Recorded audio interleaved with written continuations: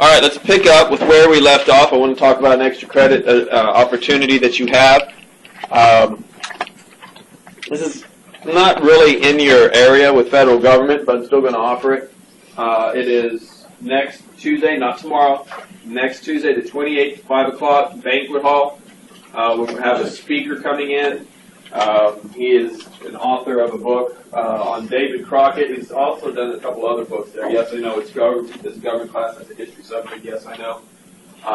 But go there. 10 things you learned, 5 points on the second test. Cool? What is it? It's Friday. It's next Tuesday at 5, the Banquet Hall. Yes? Just one thing about it, Grace, that you didn't know about that. Yes, I know. I already took care of that. He lost the paperwork, which is being recorded, so I'm not going to say. Okay, so let's go back and pick up where we left off on Wednesday because we ran out of time and you guys were kind of getting confused. I want to make sure you understand this. And I went back and I looked it up because I was a little bit confused on this because I know that great. I know that the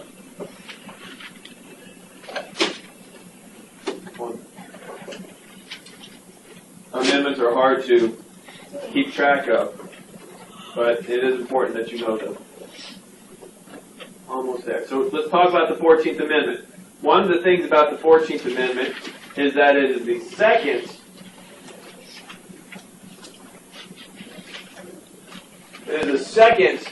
of the 3 constitutional Trump cases, right? Remember, what happens when the Supreme Court makes a decision that the government doesn't like, what can they do?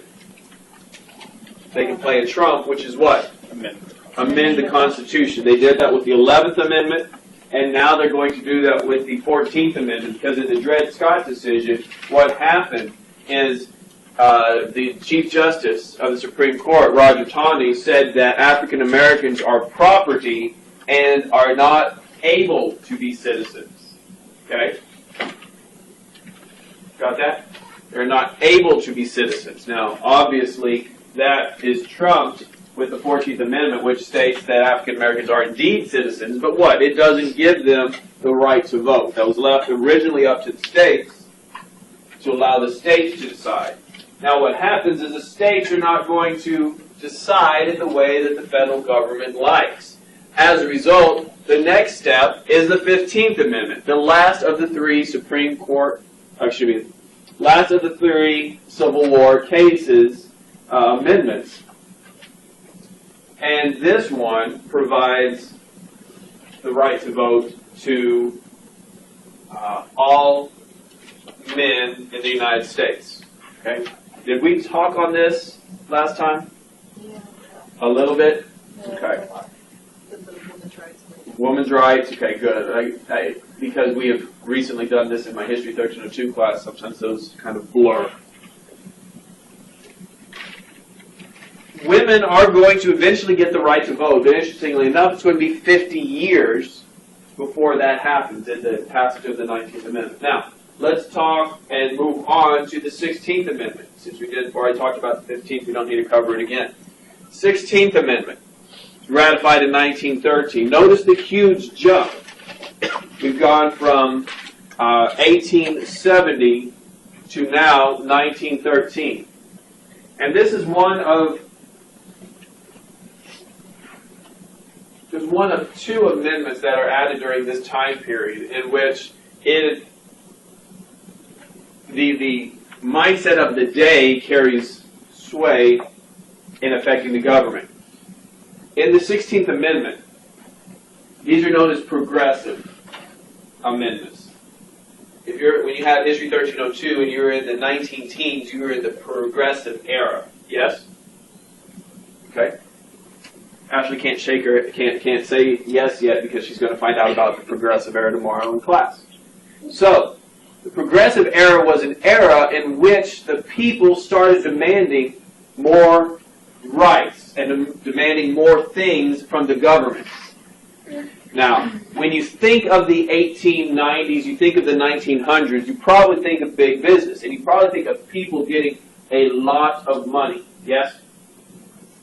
Big business railroad tycoons, oil tycoons, Andrew Carnegie, J.P. Morgan. All these names sound familiar to you? Okay? Now, during this time period, there had never been an income tax. The Constitution, as originally written, does not say Congress has a right to tax your income. The way Congress gets money is they get it through what are called tariffs. And tariffs are money, or are taxes that are placed on things that are imported. I like to call tariffs the gateway drug for the federal government. It's kind of like marijuana.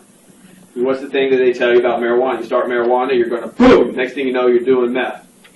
Right? It's just like that, instant. Okay? For the federal government, they get a little taste of the sweet stuff in tariffs, and they want more. Well, here's the thing. During this time period, in 1890, Congress tried to do something new that they'd never done before, and that is, they tried to tax your income. Okay, so they pass a bill that says, we are going to tax your income. Wilson-Gorman Tariff of 1890. We're going to tax your income 2% on income over $4,000 a year. Why go? Because everybody makes over $4,000. Oh, you're talking 1890. That's the equivalent of making $88,000 today. Okay, you got to remember, we're not on the gold standard yet. Have you read your article for the essay? Yeah. Okay, so see, you know. Now, our dollar right now is what? 15% of what it was in 71? Okay, that should scare you. Hopefully it does. All right. So, here's the deal. What did I just say? Congress passes a bill that does what? Places a tax on what? Okay, now, what must Congress do every time it passes a bill? No. Every time it gets a bill, it says, okay, here's our bill. This is what we want to do. We want to tax. Okay, Senate, House, both approve it, goes to the President signs it. What must it do? And somewhere in this text, what must it say? It must say, over here to this document, U.S. Constitution, and what do we have? Article 1, Section 8, what? Clause 1 through 17. They are the? Enumerated powers. Yes. And if it's not listed there, what? And what? The enumerated powers are the powers that are delegated to the federal government. Okay. Where in there does it say Congress has the power to tax your income? The answer is, it doesn't. Therefore, it goes to the Supreme Court, and the Supreme Court agree with us. The Wilson-Gorman Tariff, that section of the Wilson-Gorman Tariff, is declared unconstitutional. Now, the federal government doesn't like this, and the people don't like this, and in 1913, they use the third trump. The third trump does what? It overturns the Supreme Court decision that says Congress can't tax. Now what happens is the 16th Amendment gives Congress the right to tax your income. What's the high rate right now for taxing your income? 35%. 35%. It's down 3% from what it was under Clinton. Clinton was 38. Bush lowered it to 35. You ever hear these? If you keep hearing about the Bush-era tax cuts expiring, that's what they're talking about. They're only to last 10 years when they were passed. They've now expired. President Obama signed an extension of them to get him through the second election. Once that time period is over, we'll have the issue again, whether or not to raise it. Okay, so that's the 16th Amendment. One of the progressive amendments. I'm sorry for the small font on there. They messed this all up, so it's all the resolution on this, so it's all kind of wonky, but we're not really writing much stuff down, so you'll be okay. Now, the 17th Amendment, 1913, the second of the progressive amendments, progressive era amendments. Now, the progressive era is all about giving more rights to the people. Okay, power to the people. You know, you got to give the peeps their power. I think I just dated myself. Found something about my peeps. Of course, I saw Ian doing that a couple days ago. What's up, my peeps? He did it to a group of girls, they just kept walking. I don't understand. That's just what happens. See, this is what happens when you institute government. You get picked on by me all the time. And it's wonderful, isn't it, Ian? That's right. He wants to go on a trip. Anyway, so the 17th Amendment, added in 1913, changes the way we vote for senators. Previously, the senators were chosen by state legislators. Got that? If you wanted to be a senator prior to the 17th Amendment, what happened is you would have to get voted on by the guys in Austin at the Capitol. They would vote for you and you would go up. This has changed now. 17th Amendment allows you to directly elect your senators. Now, why was it originally designed to have the legislators legislators choose your senator?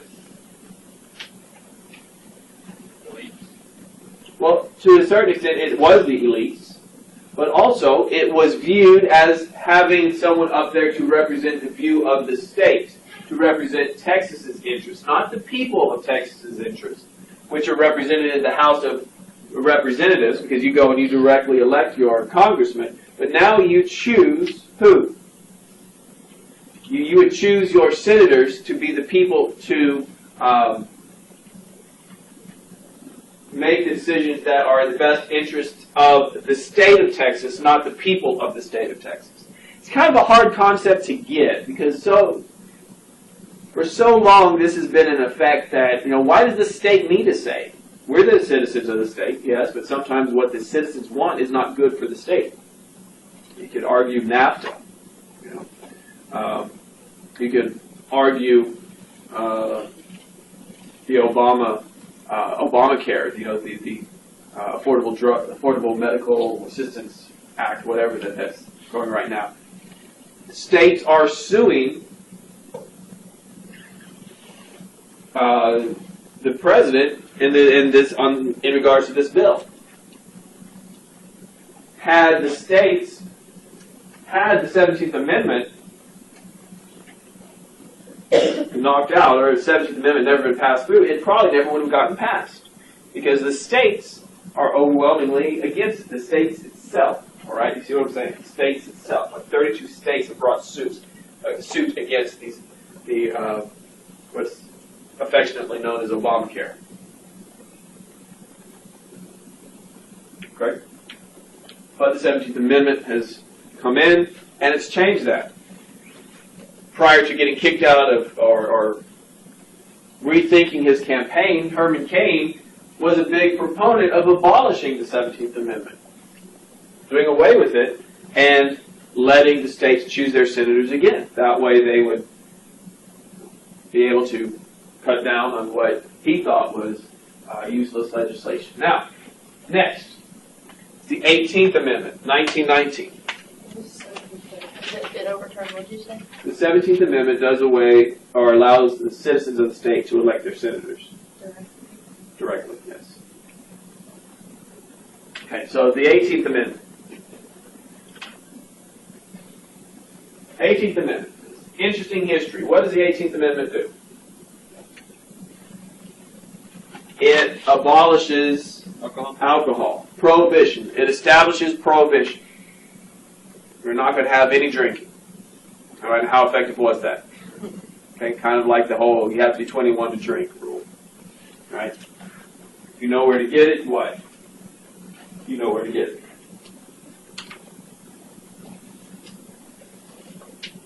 Now what's interesting here is the reason why it was ratified. It was added. What group was the most vocal about getting this amendment added to the Constitution? Women. Why do you say that? Because their husbands were all drinking and said, take care of them. That's exactly right. They were tired of their women. The women were tired of their husbands coming home drunk, beating them up, passing out their vomit, and they had to take care of them. Okay? So what happens is they work tirelessly to get alcohol to be made illegal. And we have the whole Prohibition era. 1919 until 1933. Now, moving on. The 19th Amendment is ratified in 1920. 50 years since the 15th Amendment has been added, the 19th Amendment gives women the right to vote.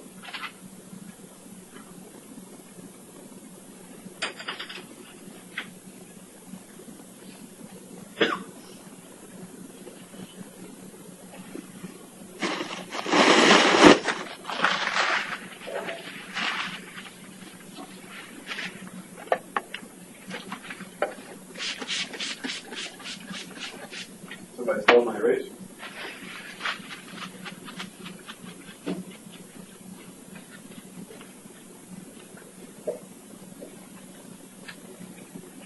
You can fill that board. What? You can fill that board over there. Huh, that's crazy.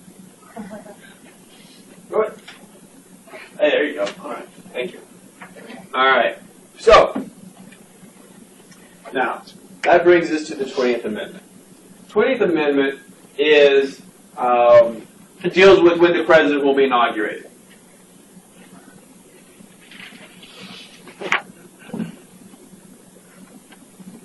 It's also known as the lame duck amendment. You see, prior to the passage of the 20th Amendment in 1930, the president would be elected in November, but would take office on March 4th. That's when he would be inaugurated. Be elected in November and be inaugurated on March 4th. So that's all of November, all of December, all of January, all of February, and then 4 days into March. So you've got 4 months in which we know who the new president is, but we still have to deal with the old president. This is known as the lame duck amendment because the president that was currently in office is a lame duck. If you want something done, are you going to go to the president who only has a few more days left in office, or are you going to go to the one who is coming in and try to butter him up to get him on your side for this legislation you want passed? You're going to go to the new one. Now, why is it so far? Why is there so much distance between election and inauguration? Think historically. In November, say 1789, November, what's it like? It's winter. On the East Coast, things are frozen. How long does it take for news to travel? Information, during that time period, information only travels as fast as the fastest horse or the fastest ship. So what happens is you have to have the election, you have to have the votes tabulated, you have to have the Electoral College meet, then you have to go and alert the president that he has won, have him pack things up, move up to Washington, D.C. It takes a while. Now, jump forward to 1930. You have phones, you have wire service, you have cars, and you have planes. FDR in 1932 is going to do something nobody has ever done before. He's going to find out that he has been nominated for President of the United States at the Democratic National Convention in 1932. He's going to get on an airplane and fly to the convention and deliver an acceptance address. He wasn't there to begin with. He flew there. That was a new, high-fangled invention back then. So what happens is the 20th Amendment is going to be added to the Constitution to cut down this lame duck period. And now Congress and the President will begin their terms both in January. Congress, I want to say it's like January 6th. And then the President will be inaugurated on January 20th. The only deviation from that rule is that the 20th is a Sunday. Then they will be inaugurated on the next Monday. So like President Bush, President W. Bush, George W., was inaugurated on the 21st of January 2000. Now, let's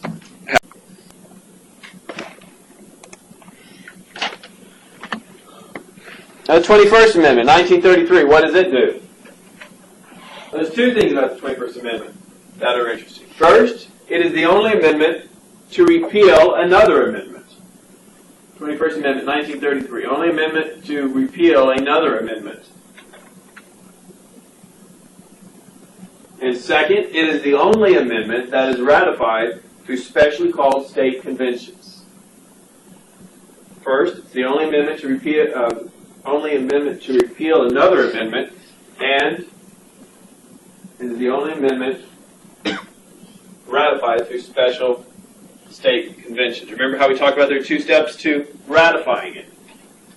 Ratifying amendments last week. Well, this is the only time this has happened in 26 amendments to the Constitution. The only time that it has occurred, 21st Amendment. What does the 21st Amendment do? What? It repeals prohibition. Prohibition is revealed to be an epic and utter failure, and as a result, it is done away with. Now, why is it such a failure? It didn't work. It's not practical for. Once you give people something, it's really difficult to take it away. Once you give people the right to do something, it's difficult to take it away, even if it is for moral value, for moral reasons. The way it was brought about, it was kind of weird. This is kind of historical, not government, but it was the way they made it illegal is that you had to pay taxes on it. If you didn't pay taxes on it, it was you could be arrested for it. So when they arrested moonshiners, guys who were running alcohol, they arrested them for failure to pay taxes on it. Okay, that's kind of bizarre. Like if you've ever seen, no, not good. Is it Goodfellas? No. Oh gosh, what is it? It was one with Kevin Costner, Al Pacino. He's not Al Pacino. Untouchables? Untouchables. Yeah, Untouchables. It's not Al Pacino. It's Al Capone. Al Capone. The way they eventually get Al Capone is for tax evasion.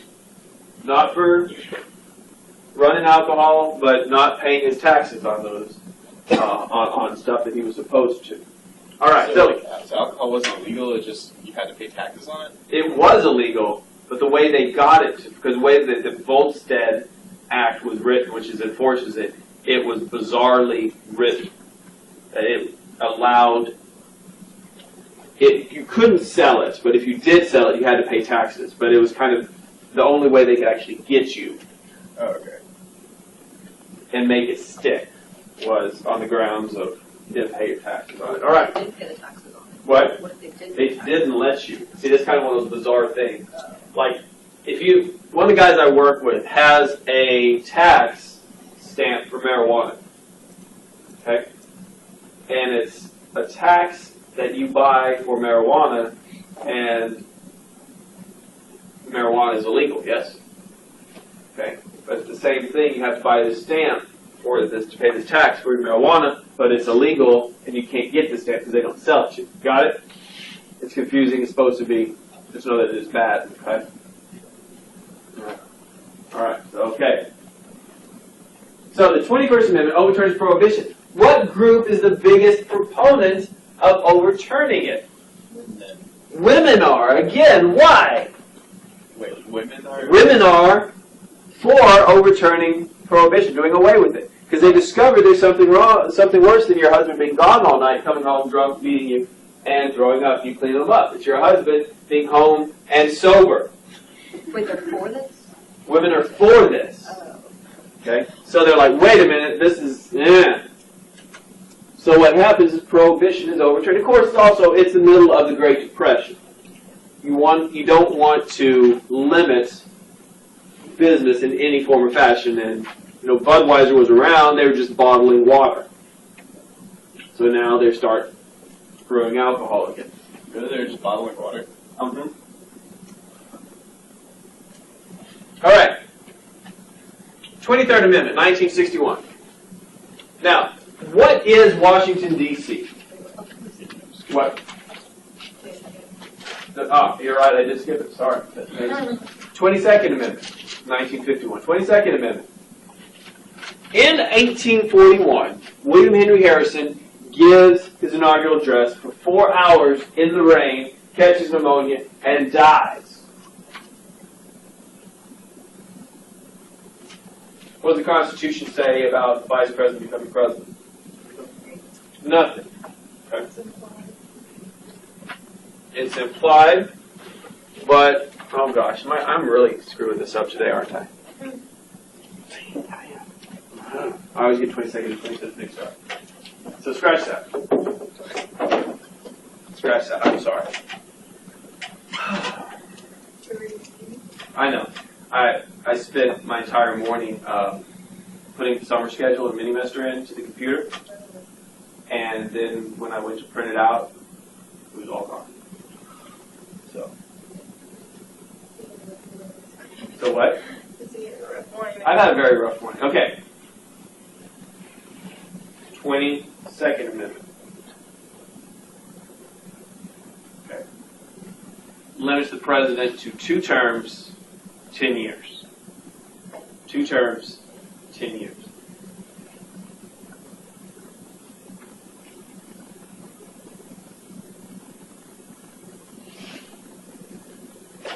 Two terms, 10 years. Now, why is this finally being made in 1951? Why are we finally doing this?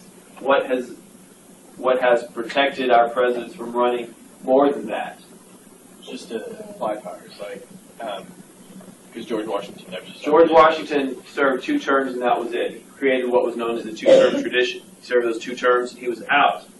Every president had served who won 2 terms stepped down and then tried to seek a 3rd term, except there was Ulysses S. Grant who won his 3rd term, but the Republicans were like, no, we've had enough of you, and they didn't nominate him for a 3rd term. And all that changes, however, in 1940, because what happens in 1940? FDR runs for a 3rd term and gets it, runs for a 4th term and gets it. Then what happens in 1945? He kicks the bucket. Now, once a tradition is broken, what is there keeping it in effect? Nothing. Okay? Nothing. Now, as a result, this amendment is added to the Constitution, which says the president will serve 2 terms, no more than 10 years. Now, why do we say it that way? 2 terms, 10 years. Why do we say it that way? Just in case somebody comes in like halfway through. Yep. Yep, exactly so. If you look at LBJ, LBJ comes in 63, halfway through JFK's term, serves the rest of that term, runs for his own full term, gets it, does not run for a 2nd term, but could have. Doesn't run again because he's just exhausted. The war has drained him and everything else, so he doesn't run again. We don't want to limit a president from serving 2 full terms. However, if the first term that he serves is because the president died in office, and it's between 2 years or 3 years, or in the case of William Henry Harrison, that I got into just a second ago, you would have what? You would have a president who serves basically a full 4 years, like Tyler did, and then you only say, okay, well, you're only going to have 1 term after that, and that's it. So, boom, you're done. So 2 terms, 10 years. Okay, got that? Sorry about the confusion. You'll see why when we get to the 25th Amendment, because it deals with presidents possibly dying as well. It's kind of like they're electing the Yale leaders right now. Yeah. Like on the whole message board on the A&M thing, everybody's like, girls can be it too, it's just a tradition. Yeah. I don't know, it's kind of Girls have never been Yale leaders. yeah. Like anybody can be a Yale leader, it's just always traditionally a That's right. Anyone can be a Yale leader. It's just always been core. You don't think it should be? It should be. Tradition. Next thing you know, we have like a dance team or something. Like That's an what makes Aggie basketball game. Girls are jumping around in scantily clad outfits that you have just the day. Your mom's proud. What? What? What? What again? I've got a great helmet. Do you? Why? More power to you. That's what she wants to do? Go for it. All right. So, that is the 22nd Amendment. Let's go to the 23rd Amendment, 1961. 1961, 23rd Amendment. What is Washington, D.C.? What is Washington, D.C.? Explain it to me. Yes, and what, as such, what is it? Is it a state? Is it a country? Where does it fall in the grand scheme of things? District. The district. What does that mean? Is it a state? Is it a country? What is it? It's a combination of states. Don't you say? You sure? Yes. Okay. Like to phone a friend? No. It is a special district entity. It may be made up of two states, but it is neither Maryland or Virginia. It is neither Maryland nor Virginia. When it is presidential election time, what occurs with their votes?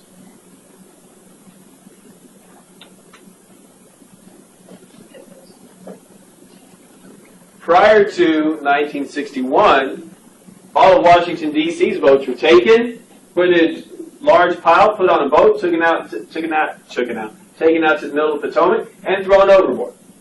Because those votes did not count. Because we all know regular votes do not matter in the presidential election. What does? Electoral votes, and electoral votes are based on the number of senators you have and what? Number of representatives you have. And how many senators does Washington, D.C. have? The answer is none.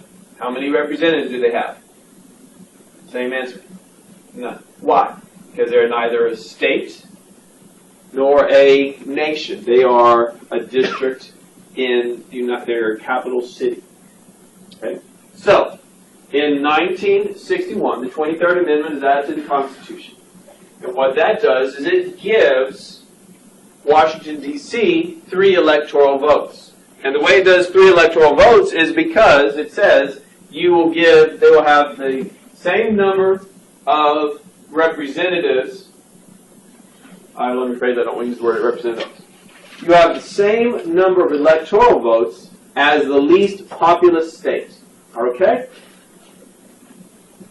As the least populous state. So, how many senators would the least populous state have? 2. Why? Everybody has 2. Exactly right. 2. Because everybody has 2. 2 senators, regardless. Okay. What would the least populous state in the nation have for number of representatives? If they had a new state pops into the nation, a nation of one, a state of one, how many would be the minimum it would have representatives? It would have one representative. Okay, so higher math here, 3 electoral votes. Washington, D.C. gets 3 electoral votes. So that's why when you see the electoral vote number, because each state gets the same number of electoral votes as it has representatives in Congress, that would be 100 senators, 435 reps, and therefore what? 535 electoral votes, plus 3 for the 23rd Amendment of 538. So you could have a tie? For what? Never mind. Yes, yeah, well, yeah. So for you saying for 269? 269 electoral votes? Yeah. 2,000, what was it? But see, we don't have ties that often, because what happens is you would have, in order for something like this to occur, you'd have to have different electoral choices made by each state than what we have now, because what we have now is each state gets to choose, and all except for 3 do winner take all. Okay. So, like Texas, when we vote in we vote this year, we're getting 4 new electoral votes, so we will have 36 electoral votes. Even if whoever the Republican or nominee or whoever it is has 1 more than the Democrat nominee, you get all 36 electoral votes. And that's up to each state to decide. We'll talk more about that when we get there. Ian, we're going to say something.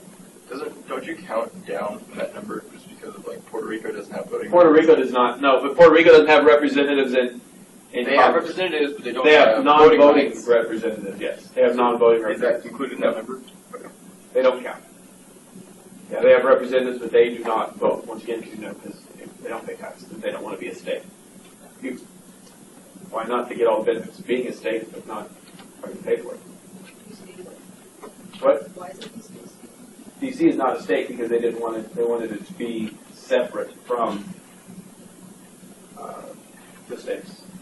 But they still have 2 senators and everything. And they still have 2 senators. Who?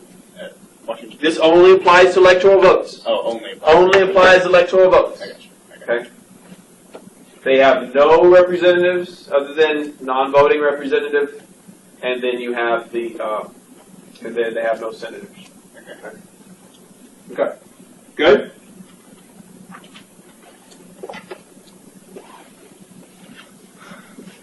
"24th Amendment, 1964.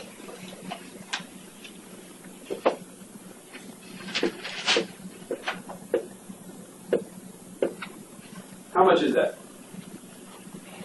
$1.75. Who's got that on them right now? Okay.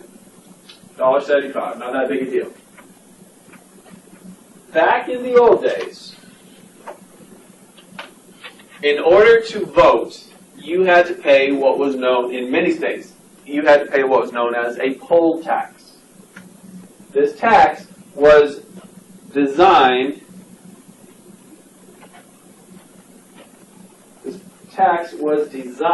to collect money to go about and pay for the elections.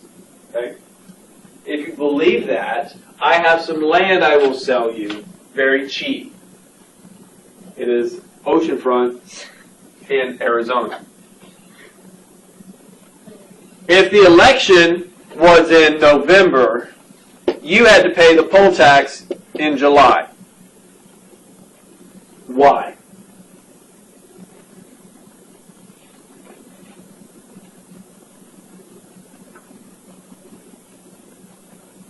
Think about this mean. Be a mean person and think about this. Give you a hint. Here it goes. Here it goes. This right here is $1,000. $1,000 in 1902, same year this was around, would buy you a 6-bedroom house with 6-room house. Sorry, 6-room house. 6-room house with all modern conveniences: electricity, indoor plumbing, fancy things like that. So, how much is a house like that today?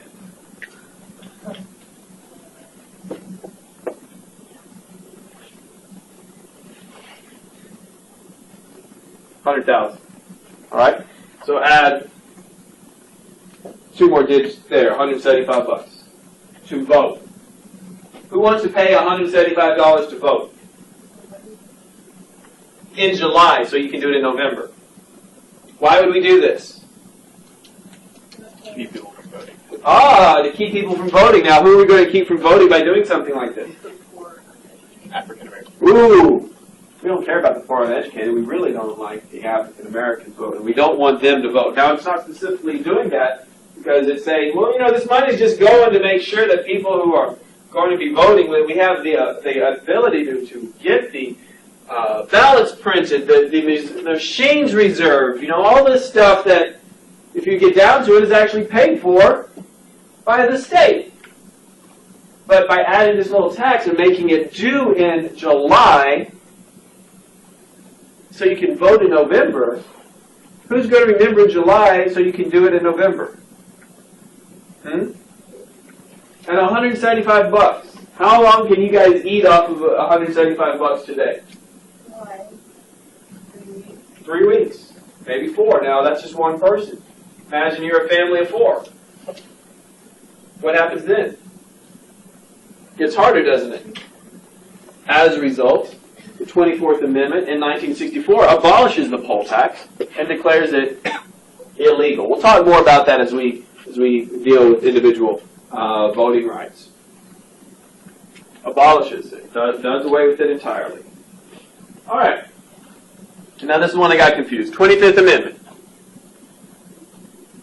25th Amendment, 1967. When a president dies, what does the Constitution say about the vice president becoming president? Originally, nothing. Okay? 25th Amendment, 1967. What, therefore, then, has happened since then is that the vice president becomes president and just fulfills the term. That's not unconstitutional. It's not constitutional. We kind of just call that extra constitutional. Okay? What then happens when you have a situation such as James Garfield, who is shot and doesn't die for a month? But he is an invalid. Who's president during that time? He still is. What happens if you have the situation like we had with President Woodrow Wilson in 1920, where he has a stroke and it's kept from the American people, and he's not seen for 6 months, but yet bills still go in and come out signed, and when Warren G. Harding moves in and they move Wilson out, and they bring him out on a gurney, and you were like, wait a minute, this guy has been our president for so long. We haven't seen him for 6 months, but yet things are still getting signed. What happened here? Well, you know what happened there? Mrs. Wilson was really good at doing Woodrow's signature. But you see the problem we have. If a president is president but is not able to serve in that capacity, something has to be done about it. Well, the 25th Amendment does that. The 25th Amendment, first, it states that a president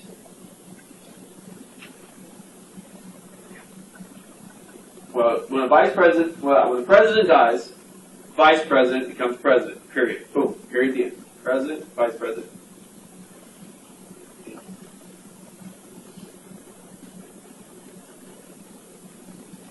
Now, we're going to talk a lot more about this when we get into the presidency.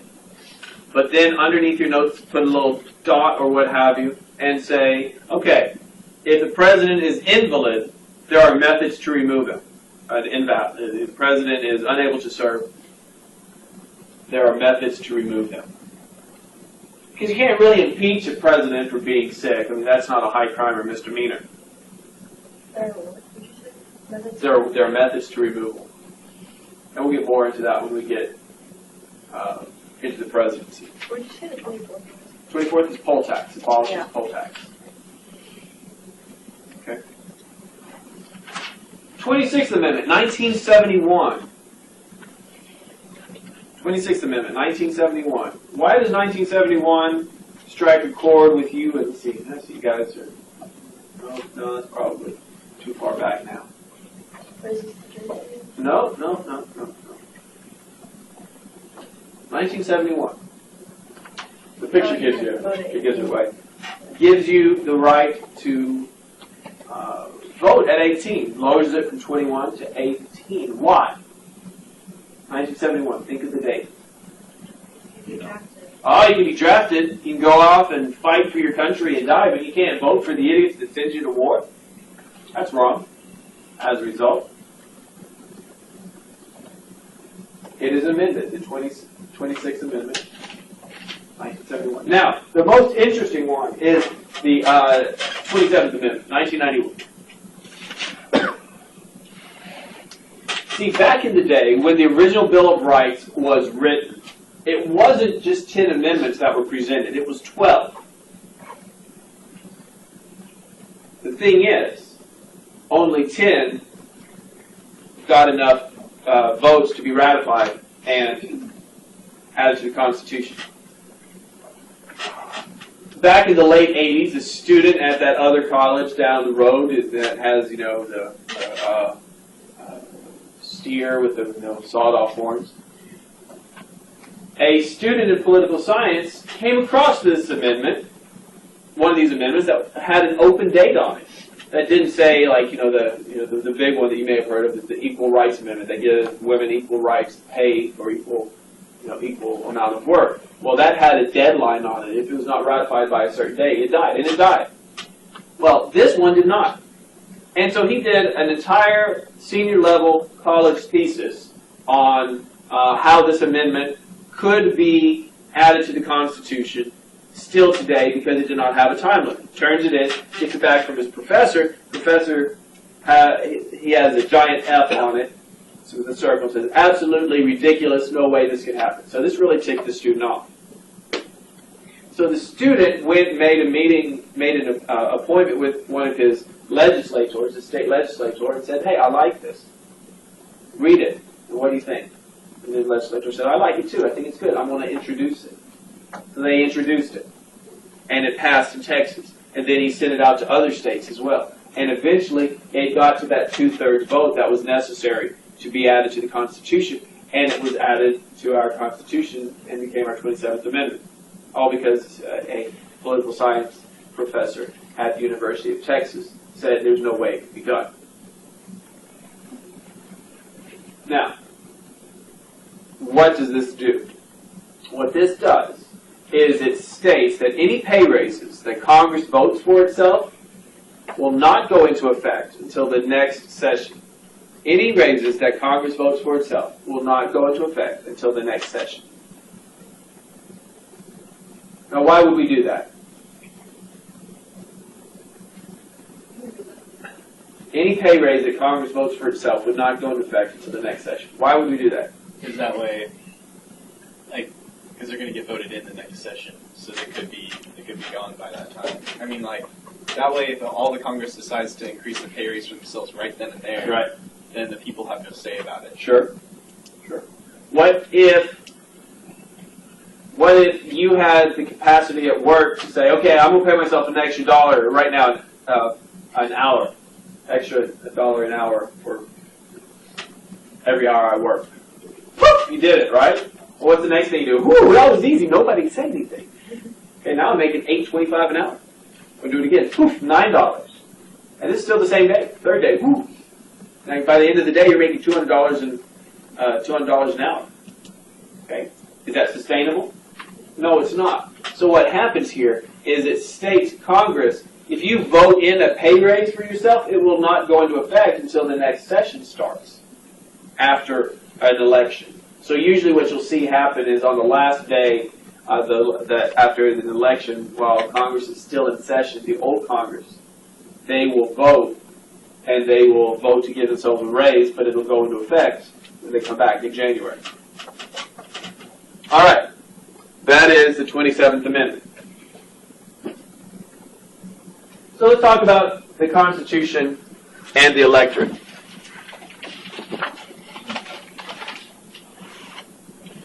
Now, increasing the power of the electorate. When I say the electorate,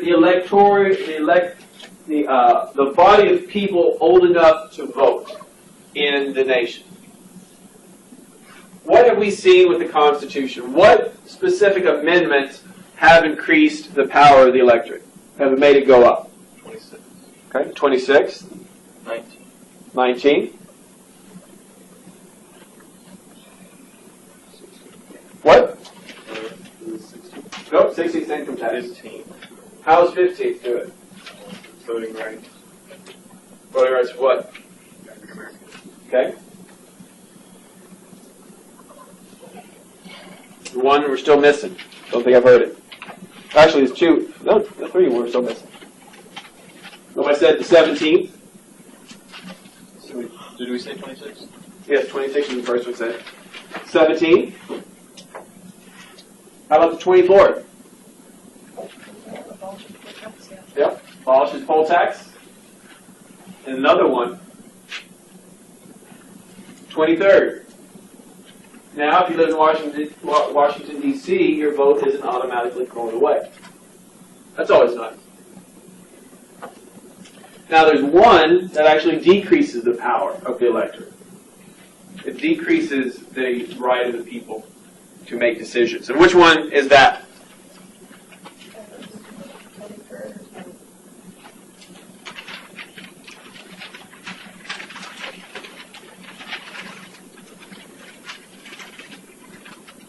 There's 12. What? 12. 12. 1, 2. I got that. Why? Because it's not your real vote. It's not your real vote, the 12? The Electoral College Yeah. is not your real vote. Yeah. How does that the 12 have to do with it? That lowers your voting power. How does the 12th Amendment fit into it? That's the Electoral College. No, the Electoral College was created in the Constitution. The 12th just says the Vice President runs separately. That's not what you said in class. There's a 14th. 10th I Amendment. haven't. What? The 12th Amendment?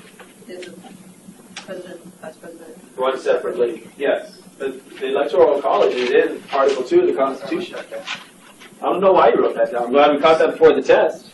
Electoral College is fundamentally ingrained in Article 2 of the Constitution. Yes, sir. 16. 16th Amendment? No, that's income tax. There's 14th. No. I'll give you a hint. No matter how much he'd like to run again, he's added 2 terms and he's done. Bill Clinton can't run for a third term. 22nd, no matter how much he would like to win. And he's actually said he would like to see this amendment abolished and overturned so he can run again. So we're talking about decreasing and Decreasing. increasing the power of the electorate. Yes, increasing. Who do we have that is in, how have we increased the power of the people to vote? Look, 15th Amendment. Okay. 15th Amendment, right? African Americans. 17th Amendment. You can vote for your senators. 19th, women. 24th, abolish poll tax. 23rd. No, not 23rd. 23rd. Yeah, 23rd. 23rd. Washington, D.C. gets electoral votes. So all those were for the increasing the power? 26. 18-year-olds get the right to vote. And the one that decreases your right to choose is what? 22nd. 22nd, because you cannot choose a president for a third term. Now, will we see that change in the future? I don't know. After Clinton left, there was a movement to get that section changed to 2 terms, 10 years at a time. But nothing ever came of it. All right. Questions? Comments? Take your pen, draw a line, exam ends here. All right.